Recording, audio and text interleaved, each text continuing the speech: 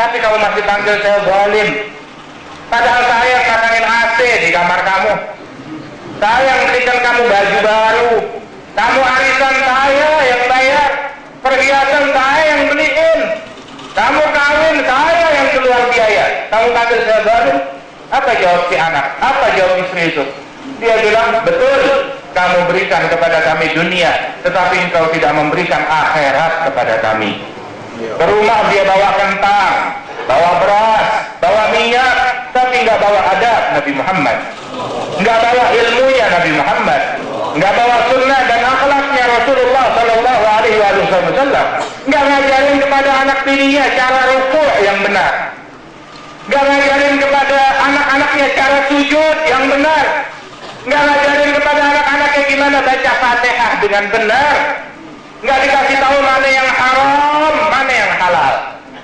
Dia nggak peduli dengan itu semua, bisa bawa kentang, bawa gula, bawa telur, bawa beras, cuma nggak bisa bawa syariat Nabi Muhammad Sallallahu Alaihi Wasallam.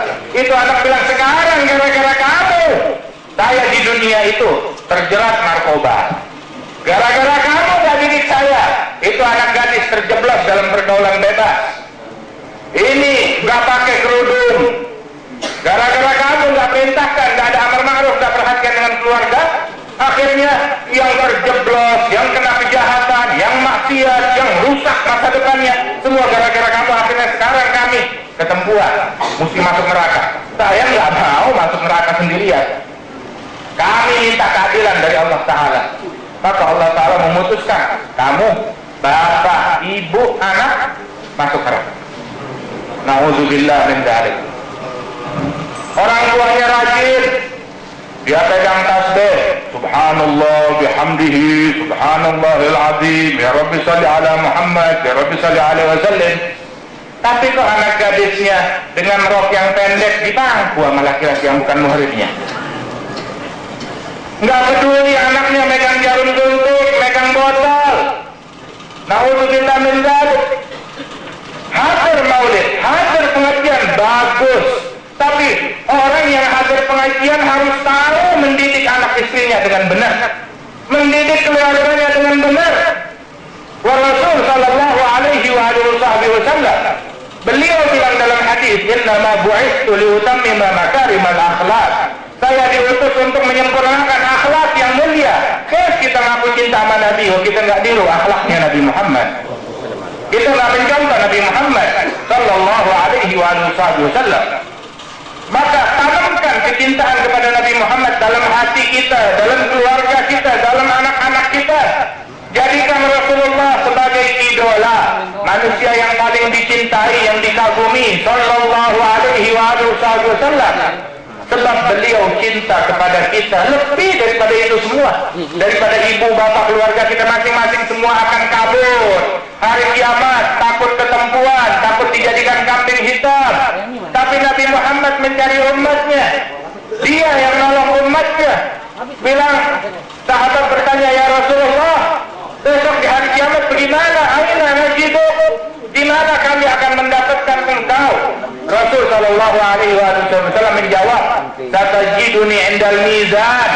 Kalian akan temukan aku di mizan, tempat ditimbang amalan baik dan amalan buruk. Faman ya'mal mithqala dzarratin khairan yarah, wa man ya'mal mithqala dzarratin syarran yarah.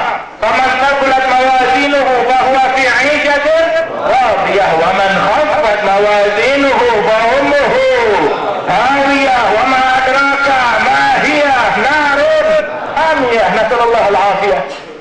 Itu Rasul bilang, saya tunggu di mizan, saya yang perhatiin di situ, saya nungguin kalian, saya akan mencari kalian di situ, kata Rasulullah. Bilang, ya Rasulullah, kalau kita nggak ketemu di mizan di mana?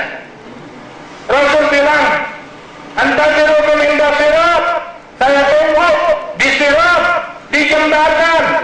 Jembatan apa? Yang membentang di atas neraka Jahannam, yang semua yang hadir di sini mesti lewat. Siapa yang tidak lewat? Semua yang ada, tua, muda, besar, kecil, laki, perempuan, muslim, kafir, semuanya mesti lewat. Ada yang baru melangkahin kaki udah nyeblos. Ada yang jalan 2-3 langkah nyeblos.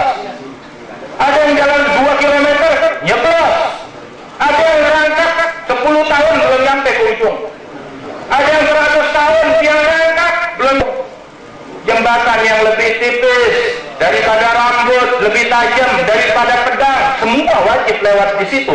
Wa in minkum illa wariduha kana ala rabbika hatman maqdiyya. Nggak ada seorang pun dari kalian harus melaluinya. Itu adalah lewat di atas neraka jahanam tersebut. Itu udah suatu keharusan, suatu kewajiban yang ditentukan oleh Allah Jalla Jalaluhu wa Ta'ala azamatuh. Sayyidina Abdullah bin Rawaha, dia menangis. Istrinya, kenapa engkau menangis? Apa karena engkau diutus oleh Rasulullah pergi melakukan peperangan dan diisyaratkan kalau engkau akan mati dalam pertempuran tersebut, karena itu engkau menangis? Dia bilang, bukan itu, saya menangis karena ingat ayat ini semalam waktu saya tadabbur Quran. Udah berapa lama kita nggak tadabbur Quran dengan berlinangan air mata? Udah berapa lama kita baca Al-Quran nggak tersentuh, kita punya hati? Abdullah bin Rawaha dikabarin oleh Rasul Shallallahu Alaihi Wasallam, besok yang megang bendera peperangan itu, yang mimpin pasukan adalah Zaid bin Harithah.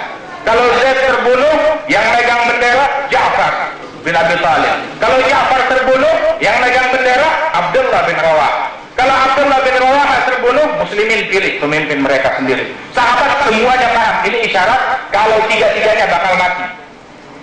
Semua tiga yang dibilang oleh Rasulullah itu isyarat semuanya bakal mati, tiga-tiganya. Semua paham. Pulang ke rumah, Abdullah bin Rawaha nangis.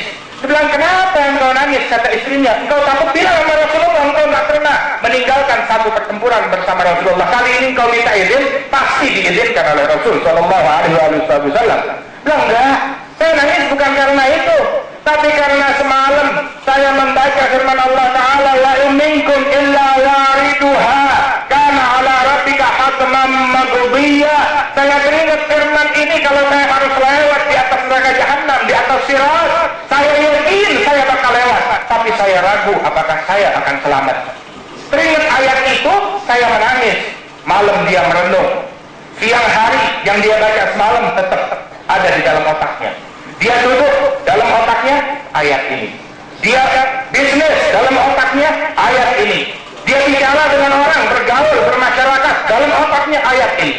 Barang siapa yang di dalam pikirannya ayat ini, dia tidak akan menipu, dia tidak akan berdusta, dia tidak akan menzalimi, dia tidak akan berbuat yang haram, dia tidak akan berbuat yang keji, sebab Al-Quran ada di dalam otaknya.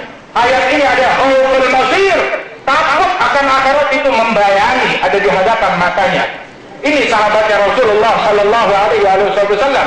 Berapa banyak kita tidak merenung tentang ayat ini? Kita semua harus lewat di atas jembatan tersebut. Rasul bilang, saya menanti di atas jembatan itu, kata Nabi Muhammad Sallallahu Alaihi Wasallam. Di antara yang lewat di atas jembatan, ada yang lewat itu cepat berlari sampai ke ujung. Ada lagi yang lewat itu lebih cepat daripada kilat. Ada lagi yang lewat, pertama dia belum menginjakkan kakinya, baru berkedip udah sampai di ujung. Masya Allah, cepat. Kok bisa cepat? Tergantung dari cepat atau tidaknya seseorang ketika menjawab ajakan Nabi Muhammad. Yang di dunia menjawabnya, disuruh Nabi Muhammad, dia jawab dengan cepat, di sana juga cepat lewatnya. Yang di sini lama, berkali-kali dibilangin tetap masih tegak, ya di sana juga lama. Tergantung kapan nyautnya dia, kapan istajabahnya kepada Nabi Muhammad.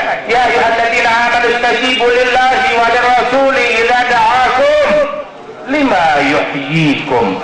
Jawab panggilan Allah dan Rasulnya apabila Allah dan Rasulnya memanggil kalian kepada suatu dakwah, ajaran yang menghidupkan kalian. Ini kehidupan yang hakiki di dalam dakwah Nabi Muhammad, di dalam syariat Islam. Ini kehidupan, kesejahteraan yang sebenarnya, bukan di dalam televisi, bukan di dalam adat istiadat kafir, bukan di dalam pakaian Yahudi Nasrani,